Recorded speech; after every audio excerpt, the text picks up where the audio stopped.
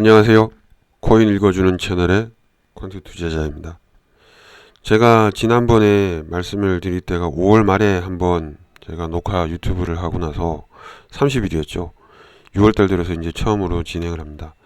제가 그때 이제 5월 30일에 유튜브를 찍을 때 이제 난이도가 너무 높고 그 다음에 가격적으로 급락이 나왔었습니다. 그래서 그때가 5월 30일만 하더라도 사실은 쭉 가면서 이때였죠.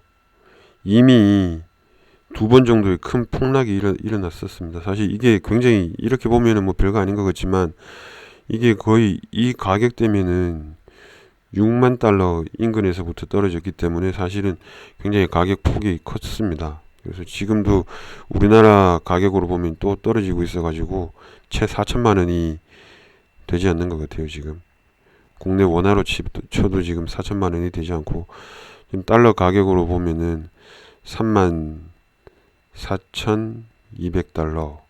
P도 아마 많이 빠졌을 겁니다. 그죠? 대략적으로 P는 한 5% 정도 되는 것 같습니다. 그래서 이게 어느 정도 거품이 많이 꺼진 상태입니다. 그렇게 된 데는 그래서 지난번에 5월 30일, 6월 초 이렇게 해서 이제 난이도 변경이 있을 거다. 그러면서 이제 가격적으로는 조금 변화가 있을 거라고 이제 말씀을 드렸는데 실제로는 난이도도 이제 변경이 됐어요. 그래서 그 얘기를 먼저 조금 하고 그렇게 이제 진행을 하도록 하겠습니다. 그리고 중국에서는 이 지금 사실은 가격이 가장 크게 떨어진 이유가 비트코인 채굴을 갖다가 신장 지구에서 많이 하고 있는데 이거를 단속을 하겠다, 채굴 못하게 하겠다 그랬는데 그런데 이게 5월 말에 이제 그때 난이도 조정이 되면서 그 시점에서 이런 기사가 났습니다. 중국 비트코인 채굴의 성지 신장은 단속 못한다. 그 이유를 보게 되면은 신장 지구가 약간 그 지역적으로는 약간 조금 처져 있는 지역이고 그러면서 이 국내 총생산에서 GDP가 사실은 비트코인 채굴에서 이쪽 지역은 많이 차지한다는 거죠. 그래서 신장 지역의 GDP 2130억 달러인데 그 중에서 비트코인 채굴이 1.4%를 차지하고 그 다음에 신장 지구에서 GDP 성장 25%가 채굴 등의 산업에 기인하고 있다. 뭐 이런 겁니다. 그래서 이 지역이 또 많이 하고 있는 게 이 발전 비용이 가장 적게 드는 지역이 또 신장이다. 그래서 석탄의 톤당 가격이 30달러 이하다. 다른 지역보다 거의 뭐 절반 가격에 거래가 된다. 전기 가격이 그래서 생산하는데 그 가격이 싸다는 거죠. 그러면서 이쪽 지역을 갖다가 이 채굴을 막아버리면은 실제로는 지역 그 뭐 경제에 좀 많은 문제를 할 것이다. 그래서 뭐 실제로는 그래서 내몽고 자치구는 곧바로 관내에서 비트코인 채굴 업체 단속할 거라고 했지만 신장은 뭐 아무 소식이 없다. 지역적인 측면이 크다. 뭐 이렇게 지금 얘기를 하고 있습니다. 그래서 어쨌든지 이거는 조금 더 지켜봐야 될 것 같고요. 채굴에 대해서 얘기를 하자면은 채굴은 그래서 난이도가 사실은 급락했습니다. 이게 채굴자들이 해시가 많이 빠졌기 때문에 난이도가 많이 급락을 했고 이 시점이죠. 사실은 지난번 제가 방송을 했을 때가 30일 한참 이렇게 떨어지고 있는 추세였는데 이게 난이도가 엄청 높았어요. 사실은 이렇게 보시면은 한 1년치를 보게 되면은 이렇게 계속 오르기만 하다가 지난번에 난이도가 이렇게 급락하였습니다. 급락을 하면서 이렇게 많이 떨어지는 상태에 있거든요. 그래서 거의 한번 많이 올랐다가 이때 가격 폭락이 있었죠. 이거 보시면은 오르기 전이 대충 보면은 5월 12일 그 다음에 여기가 5월 29일 이렇게 되는데 가격적으로 보게 되면은 이 12일 5월 12일 때 난이도 올라가면서 급락했고 그 다음에 5월 31일 되면서부터 약간 이렇게 옆으로 이제 횡보하다가 약간 오르다가 다시 떨어지고 있는 뭐 이런 상태입니다. 그래서 난이도가 오르고 이렇게 급락했고 난이도를 내리고 나서 다시 이제 옆으로 이렇게 지금 질질 흐르고 있는 이런 상황이라고 보시면 되겠어요. 그래서 채굴 난이도가 지금 사실 떨어진 상태이고요. 이거에 또 마찬가지로 좀 추가적으로 얘기를 드리자면 왜 국내에서도 채굴장이 옛날에 있었는데 이렇게 했었어요. 국내에서도. 근데 우리나라에서는 사라졌죠.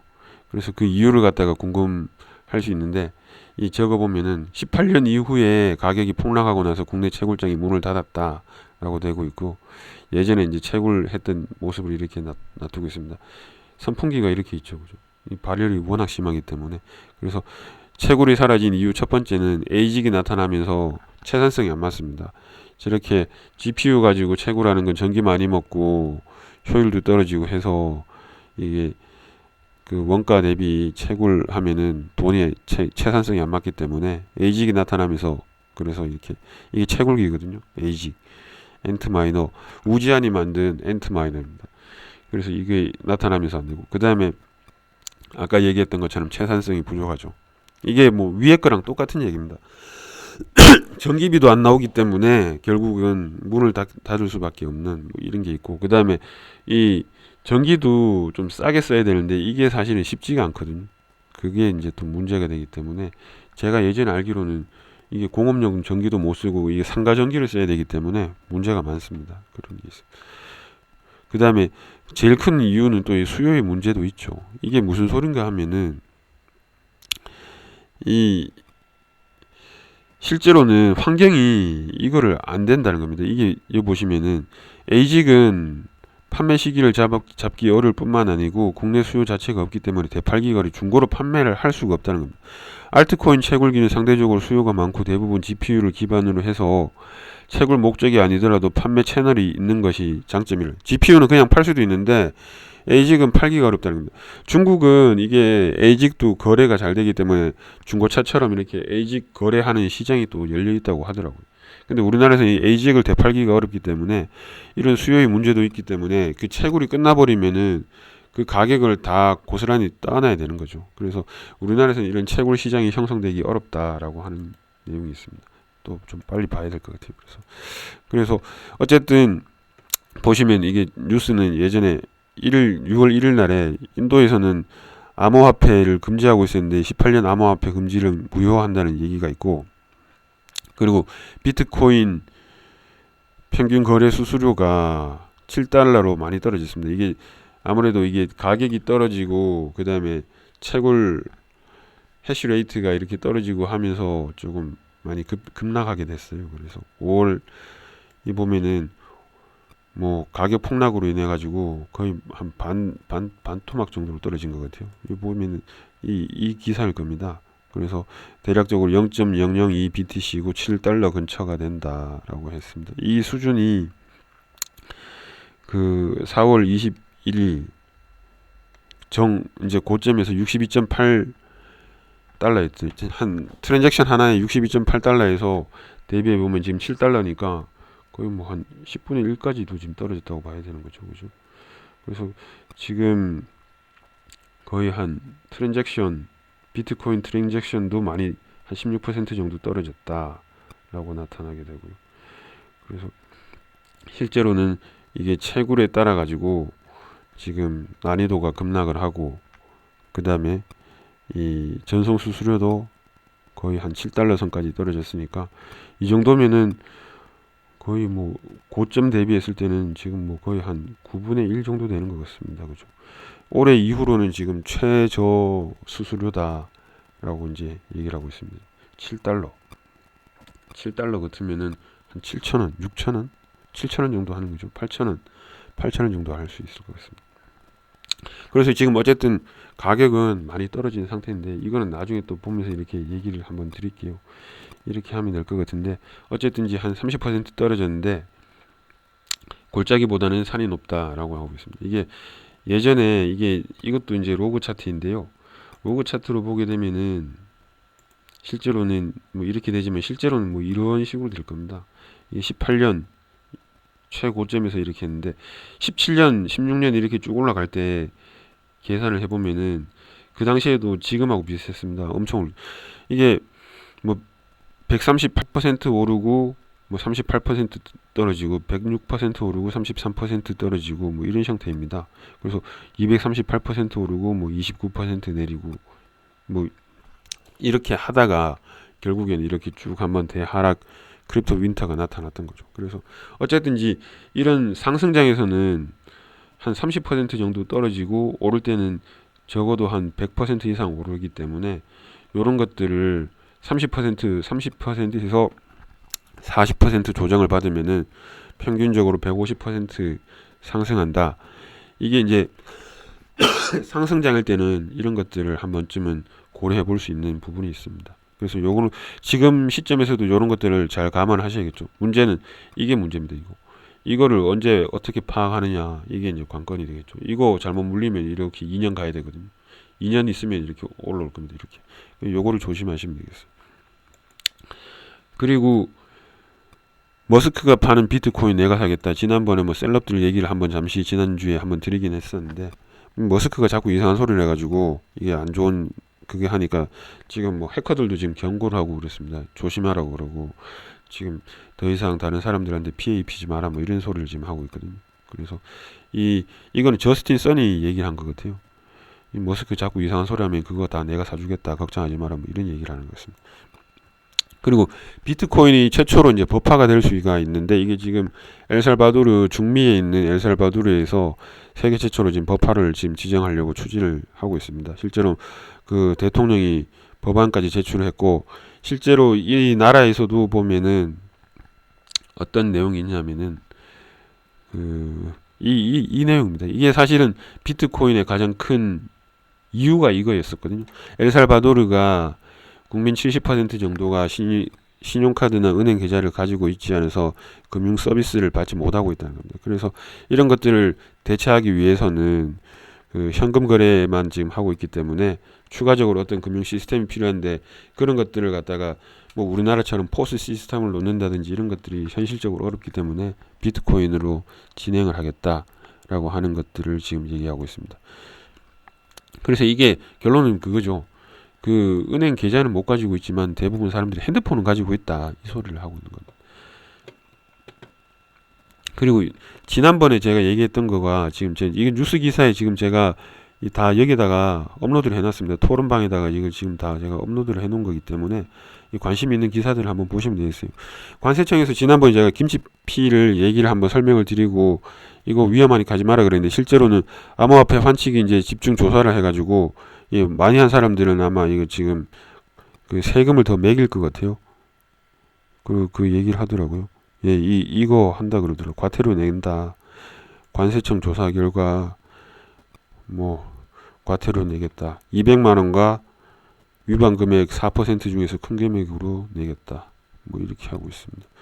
그 다음에 뭐 1만 달러 초과하면 200만 원과 위반 금액의 4% 뭐 이렇게 되죠. 하여튼 이거 결론적으로는 최대 한 이 정도까지는 과태료 매기겠다, 지금 이 얘기를 하고 있으니까 여러분도 이거 조심하십시오. 이거 환치기 이거 조심하셔야 됩니다. 그리고 지금도 마찬가지인 게, 이게 6월 이게 언제입니까? 이거 뭐 다 떨어진 거는 사실 5월 달에 사실 뭐 다 떨어졌으니까, 이거는 비트코인, 그 다음에 이더리움도 떨어졌죠. 이더리움도 5월 달에 이렇게 떨어졌고, 비트코인도 5월 12일 기준으로 해서 이제 급락을 했던 거고, 뭐 이렇게 되는 건데, 그래서 비트코인, 이더리움 급락 해가지고 이게 이제 기사를 분석을 쭉 해놨는데, 비트코인은 약세 신호고 과매도이고 뭐 이런 식으로 이제 이게 온체인 데이터를 분석을 했습니다. 이더도 급격한 조정을 받았는데, 결론적으로 이걸 얘기를 하자면은 뭐 이더리움이 이 기사에서는 이더리움이 비트코인보다 좀 낫다, 이 얘기를 하고 있어요. 그래서 이게 제가 아까 지금 방금 보여드린 것도 이게 비트코인 차트인데, 이거는 대충 보면은 한 2월 달부터 이렇게 쭉 해서 비트코인이 쭉 올랐다가 지금 지난달 5월 13일 기준, 12일 기준으로 이렇게 급락을 했던 거고, 이더리움을 보시면 이거랑 좀 다르죠. 기간은 똑같이 뒀거든요. 2월 달부터 이렇게 쭉 보면은 물론 오를 때는 많이 튀었지만 계속적으로는 이 바닥에서는 이렇게 선을 그을 수가 있는 겁니다. 바닥 저점은 이런 식으로 해서 점진적으로 쭉 상승을 하고 있는 거기 때문에 모양으로 보면은 이더리움이 비트코인보다 낫습니다. 사실 그게 있습니다. 그리고 항상 얘기하지만 이거가 사실 급락을 했으면은 이때 되면은 사실 난이도가 떨어졌으니까 해시레이트가 올라야 되는데 해시레이트가 자꾸 빠지고 있어요.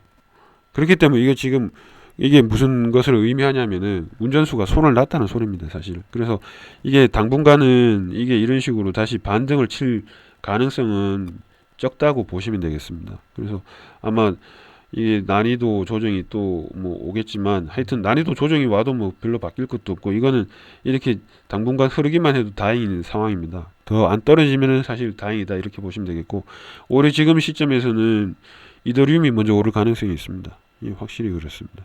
그래서 이런 것들을 보시고 여러분들은 좀 대비를 하시면 되겠다. 뭐 그래서 어쨌든 지금 해시레이트가 많이 빠졌기 때문에 아마 중국 외적에서 외 지역에서 아마 채굴이 올라와야 될 것 같아요. 이거 지금 136엑사 같으면은 이게 안 올라오고 있습니다. 이게 자꾸 지금 줄어드는 상황이고, 그리고 큰 손들은 이미 다 한 번씩 먹고 다 빠져나갔고, 그 다음에 BTC 도미넌스도 자꾸 빠지고 있기 때문에 이거 지금 당장은 올라갈 상황은 아니다라고 보시면 되겠습니다. 그러면 이번 주도 이렇게 제가 끝내고, 보고 또 다음번에 유의사항이 있으면은 다음 주 정도에 제가 다시 한 번 더 동영상을 업로드 하도록 하겠습니다. 그러면은 그 기간까지 여러분들 잘 투자하셔가지고 좋은 성과를 내시기 바랍니다. 고맙습니다.